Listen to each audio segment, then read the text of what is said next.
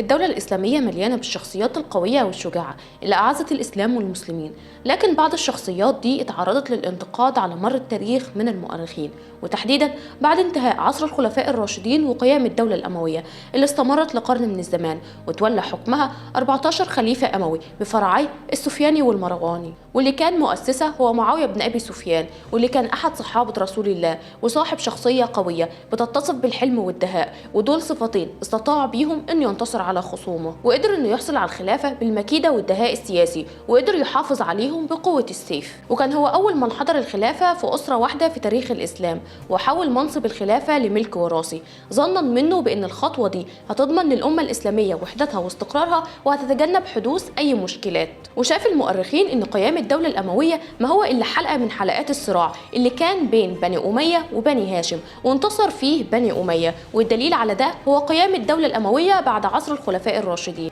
فشخصية معاوية بن أبي سفيان مؤسس الدولة الأموية اتعرضت للانتقاد، واختلف المؤرخين في تقييم فترة حكمه، وده لأن مؤرخين الشيعة والخوارج شافوا إنه استولى على الحكم بالقوة والغلبة، وبالتالي فخلافته بتفتقر للشرعية، وده لأنه حول منصب الخلافة لملك وراثي.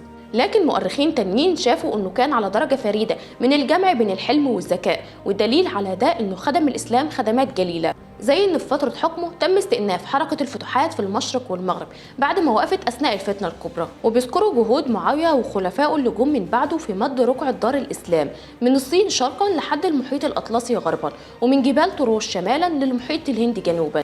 فخلينا نعرف من هو معاوية بن أبي سفيان، الشخصية اللي قدرت تأسس دولة استمرت لقرن من الزمان، ويكون هو أول ملك في الإسلام. أنا حنين الغريب، ودي حكاية القصة. قبل البعثة النبوية ب5 سنين ولد معاوية بن أبي سفيان بن حرب بن أمية، وأمه هي هند بنت عتبة من بني عبد مناف، واللي كانت مشهورة بقصة تمثيلها بجثة سيدنا حمزة بن عبد المطلب وقت غزوة أحد، وأكلت جزء من كبده، وده بعد ما قتلوا وحشي بأمر منها، وده لأن سيدنا حمزة قتل ليها أبوها وأخوها وعمها يوم غزوة بدر 2 هجريا، وعشان كده أمرت وحشي بقتل سيدنا حمزة بن عبد المطلب اللي لقب بأسد الله، وعشان كده كان بينها وبين النبي عداء كبير هي وجوزها أبو سفيان، وده لأن لما نزل الإسلام كان من أشد الأعداء ليه هو أبو سفيان، اللي كان معروف إنه من عتاة الجاهلية وأشد رجال قريش، وكان خايف على مكانته وسط قريش، وعامة كانت قريش كلها خايفة على مكانتها وسط القبائل من الإسلام، ظنا منهم بأن الإسلام هيقلل من قدرهم وسط القبائل، لكن ما يعرفوش إن الإسلام هو اللي هيرفع من قدرهم في العالم بأكمله. فسيدنا معاوية بن أبي سفيان كان قمح البشرة ومجعد الشعر، وعند ولادته فرح أبوه به جدا، وكان كل ما يشوفه كان بيقول إن الولد ده هيكون عظيم قومه. لكن هند بنت عتبة كانت بترد على كلام أبو سفيان بكل ثقة وتقول لا، مش عظيم قومه بس، ده هيبقى عظيم العرب كلهم. ويجي يوم فتح مكة 8 هجريا لما دخل النبي مكة وفتحها، عشان في اليوم ده يتعامل بحكمة وذكاء مع أبو سفيان سيد قريش، ويقول من دخل بيت أبو سفيان فهو آمن.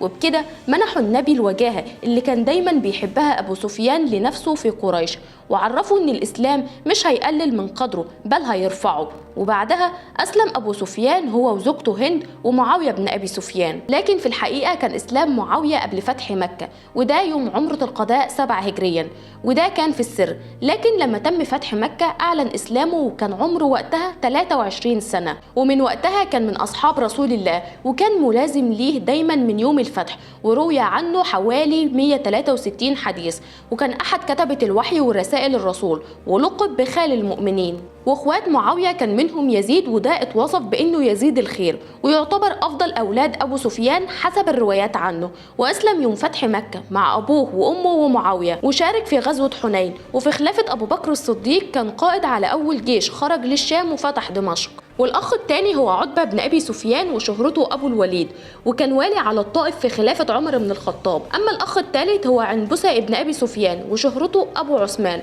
وكان معاوية بن أبي سفيان هو صهر النبي، لأن أم حبيبة زوجة النبي هي أخت معاوية بن أبي سفيان. أما عن زوجات معاوية بن أبي سفيان فكانت منهم ميسون بنت بحدل الكلبي، واللي ولدت ليه ابنه يزيد، واللي أصبح خليفة من بعده، وبعدها تم الطلاق بينهم، واتجوز بعدها فاختة بنت قرظة وولدت ليه ولدين وهم عبد الرحمن وعبد الله، وبعدها ماتت، فاتجوز أختها كنود وبعدها اتجوز نائلة بنت عمارة وتم الطلاق بينهم، وولدت ليه رملة اللي اتجوزها عثمان بن عفان، وهند اللي اتجوزها عبد الله بن عامر. ونقدر نقول ان معاوية بن ابي سفيان واللي حواليه بدأوا منهم يظهروا في الحياة السياسية بعد موت النبي وتولي ابو بكر الصديق الخلافة وظهور حركة الردة. فطلب ابو بكر الصديق من واحد من الامويين واللي كان ماسك امور مكة وقتها وهو عتاب بن اسيد، امره بمواجهة المرتدين وفعلا انتصر عليهم. وبعد كده اتحرك بجيش هو واخوه خالد لمواجهة المرتدين في اليمن.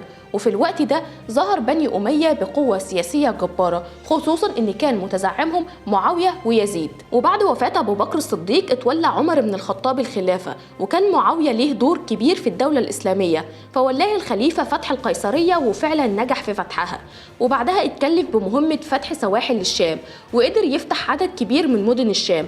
وفي سنة 18 هجريا أصبح والي دمشق وبعلبك والبلقاء بعد وفاة أخوه يزيد. ولما كان معاوية بن أبي سفيان والي على الشام في خلافة عمر وعثمان، كان دايما بيتعاون مع عبد الله بن سعد بن أبي الصرح والي مصر في مواجهة الغارات البيزنطية، واللي كانوا بيمتلكوا أسطول بحري ضخم. وكانت مهمة معاوية هي حماية الحدود الشامية للدولة الإسلامية، وعشان كده أسس معاوية بن أبي سفيان أول أسطول إسلامي نجح في الانتصار على الأسطول البيزنطي في معركة ذات الصواري سنة 34 هجريا. وزادت معارك معاوية بن أبي سفيان بغرض التوسع واللي اتسمت بالصوافي والشواتي، ودي كانت حروب مستمرة في الصيف والشتاء، وكان غرضها إنهم يضعفوا من قوة البيزنطيين. ومن كتر انتصارات معاوية بن أبي سفيان فكر إن يغزو القسطنطينية نفسها، وده كان بهدف إنه يقضي على الدولة البيزنطية زي ما عمل الخليفة عمر بن الخطاب وقضى على الإمبراطورية الفارسية. وفي السنوات الأخيرة من خلافة سيدنا عثمان بن عفان حدثت الفتنة الكبرى بين المسلمين واللي فرقت شملهم، واللي أدت في النهاية لقتل الخليفة عثمان بن عفان،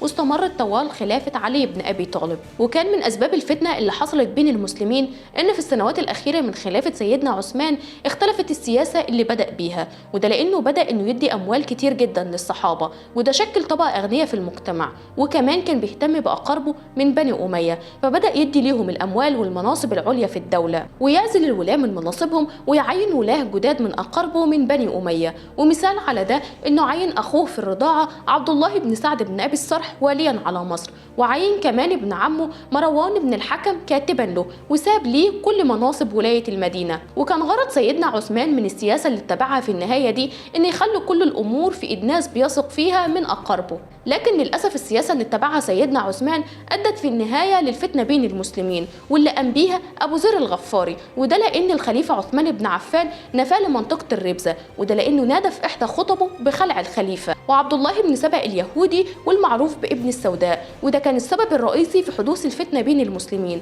وده لأنه بالغ في تفضيل علي بن أبي طالب على الخليفة عثمان بن عفان ونادى بأحقيته في الخلافة. لكن بعض العلماء نفوا وجود شخصية عبد الله بن سبأ اليهودي، وقالوا إنه شخصية أسطورية وهمية تم ذكرها لمنع سفك الدماء، وده لأن في كتير من الصحابة وأبنائهم اشتركوا في الفتنة، وحدثت الفتنة بين المسلمين وتم حصار بيت الخليفة عثمان بن عفان لمدة 22 يوم. وفي اليوم ال 22 تم قتله، وده بعد محاولة يائسة من زوجته نائلة وأبناء الصحابة في الدفاع عنه زي محمد بن أبي بكر والحسن والحسين أبناء علي وغيرهم. ويتقال إن سيدنا عثمان بن عفان بعت لمعاوية عشان ينقذه، لكنه تباطأ لنصرة الخليفة، وده لأن كان معاوية اتعرف عنه بطموحه السياسي وطمعه في الخلافة، عشان كده كان من مصلحته التخلص من الخليفة. وبعد وفاة سيدنا عثمان بن عفان حصل 3 معارك كانوا السبب في ظهور الأحزاب الدينية والفرق السياسية، وده لأن تمت مبايعة علي بن أبي طالب للخلافة، وكان شايف إن الأوضاع لازم تهدى في الدولة الإسلامية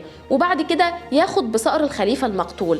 لكن للأسف في ناس عارضوا قرار سيدنا علي، وهم معسكر السيدة عائشة وطلحة والزبير، ومرضوش يبايعوا الإمام علي إلا بالصقر من قتلة الخليفة عثمان بن عفان. فحصل 3 معارك، أولهم معركة الجمل سنة 36 هجريا كانت بين معسكر السيدة عائشة وطلحة والزبير ضد الإمام علي، وانتهت بانتصار سيدنا علي وكرم السيدة عائشة وقتها. تاني معركة هي معركة صفين سنة 37 هجريا، وفي المعركة دي قدر معاوية بن أبي سفيان يتولى الحكم بالخدعة فعلا، وده لأن الانتصار في الأول كان لسيدنا علي، لكن بعد كده قام معاوية برفع المصاحف، وده بمشورة عمرو بن العاص، وده كان معناه إنهم يسيبوا التحكيم لكتاب الله منعا للفتنة وعشان يصونوا دم المسلمين، وتسمت بحادثة التحكيم. وكان قبل المعركة دي كان معاوية بن أبي سفيان بينادي بنفسه إنه الخليفة، لكنه ما كانش خليفة شرعي، وده لأن الخليفة اللي كان موجود هو علي بن أبي طالب، وده معناه ان معاوية بن ابي سفيان كان ليه هدف انه يكون الخليفة. فنرجع تاني لحادثة التحكيم واللي كان السبب فيها عمرو بن العاص، واللي كان بيوصف بانه داهية العرب وكان من انصار معاوية. فسيدنا علي بن ابي طالب كان شايف ان التحكيم ما هو الا خدعة، واصر على انه يكمل القتال. لكن هنا تظهر شخصية الاشعث بن قيس الكندي، واللي هدد الامام علي وكان عاوز ينتقم منه، وقال له ان لو ما قبلش بالتحكيم فهو هيسحب رجاله من الجيش وينضم لجيش معاوية. وللاسف قبل سيدنا علي بالتحكيم، وفي نفس الوقت خرجت قبيلة تميم على الامام علي، وده لانه قبل بالتحكيم، ومن ساعتها اتسموا بالخوارج. وكان التحكيم بان سيدنا علي بن ابي طالب ومعاويه بن ابي سفيان كل واحد فيهم هيختار واحد من معسكره عشان يحكم ما بينهم وسط المسلمين. وطبعا اختار معاويه بن ابي سفيان عمرو بن العاص، واختار سيدنا علي بن ابي طالب ابو موسى الاشعري. واجتمع عمرو بن العاص مع ابو موسى الاشعري، واتفقوا هما الاثنين ان كل واحد هيطلع قدام المسلمين ويعزل صاحبه، ويسيبوا مبدأ الخلافه للشورى بين المسلمين. وفعلا بدأ ابو موسى الاشعري يطلع قدام الناس ويعزل صاحبه هو علي بن ابي طالب. لكن للاسف لما طلع عمرو بن العاص ثبت صاحبه وهو معاويه بن ابي سفيان، وبكده اصبح معاويه بن ابي سفيان خليفه رسمي للمسلمين. وبعد وفاه سيدنا علي بن ابي طالب اتولى معاويه الخلافه، لكن اهل الحجاز نادوا ببيعه الحسن بن علي للخلافه، لكن الحسن تنازل عن الخلافه لمعاويه، وده حقنا لدماء المسلمين. وبكده ينتهي عصر الخلفاء الراشدين الاربعه، ويبدا عصر جديد وهو عصر الدوله الامويه. ويتولى معاويه بن ابي سفيان الحكم سنه 41 هجريا،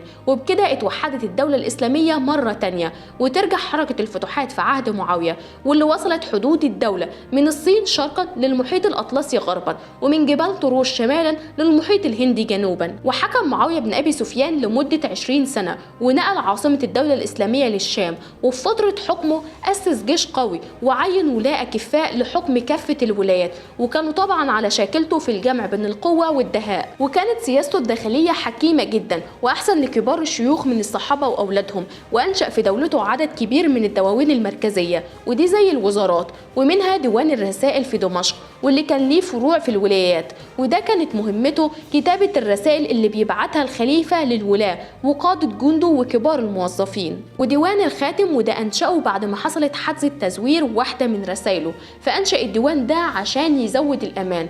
وديوان البريد فبنى محطات على الطرق الرئيسيه ورتب للبريد خيل وموظفين. ده غير ان بقى فيه وظائف جديده كانت اول مره تظهر، زي وظيفه الحاجب، ودي وظيفه كانت من اهم المناصب في الدوله.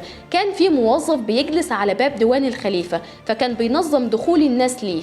ونقدر نقول ان الدولة الاسلامية في عهد معاوية بن ابي سفيان اتطورت جدا، واهتم معاوية بالنظام المالي والحربي والصناعة والزراعة والتجارة واكتر من كده، وكل ده عشان يبني دولة قوية. ده غير ان حركة الفتوحات اتوسعت في عهده ضد الدولة البيزنطية، وقدر انه يسيطر على جزيرة رودوس وينشر فيها الاسلام، وفتح مدن كتير جدا في الشمال الافريقي، وقدر انه يبني مدن جديدة زي مدينة القيروان. وفي سنة 56 هجريا بدأ معاوية بن أبي سفيان يرتب للبيعة لابنه يزيد من بعده، وده كان بناء على اقتراح المغيرة بن شعبة، وقال له إنه يمهد للبيعة وكمان يعلن عنها عشان يضمن انتقال الحكم من بعده لابنه يزيد، وكمان يمهد الخبر لأهل الكوفة، خصوصا إنهم كانوا عاوزين البيعة في الأول للحسن ابن علي، وبعد وفاة معاوية أكيد هيطلبوها للحسين ابن علي. وللأسف اقتنع معاوية بن أبي سفيان باقتراح المغيرة بن شعبة، وبدأ إنه يرتب للبيعة لابنه يزيد، لأنه عارف إنه هيلاقي اعتراض كبير جدا من المسلمين، وده لأن الطريقة دي بتخالف طريقة الخلفاء الراشدين، خصوصا إن الخليفة لسه عايش. وفي النهاية قرر معاوية بن أبي سفيان إنه يعين ابنه يزيد خليفة من بعده، وكان شايف إن ابنه يزيد هو الوحيد اللي هيقدر يحافظ على الدولة من بعده، وإن الخطوة دي هتضمن للأمة الإسلامية وحدتها ومش هتتفرق مرة تانية. لكن للأسف دي تعتبر أكبر غلطة وقع فيها معاوية بن أبي سفيان، وده لأن فكرة البيعة هي اللي هتخلي الدولة الإسلامية تفترق مرة تانية في عهد ابنه، وتؤدي في النهاية لقتل الحسين بن علي. وفي يوم 8 رجب اتوفى معاوية بن أبي سفيان وهو عمره 78 سنة بعد توليه الخلافة من سنة 41 هجريا لسنة 60 هجريا، وبكده تبدأ خطوة جديدة في الدولة اللي أسسها معاوية بن أبي سفيان بقيادة ابنه يزيد.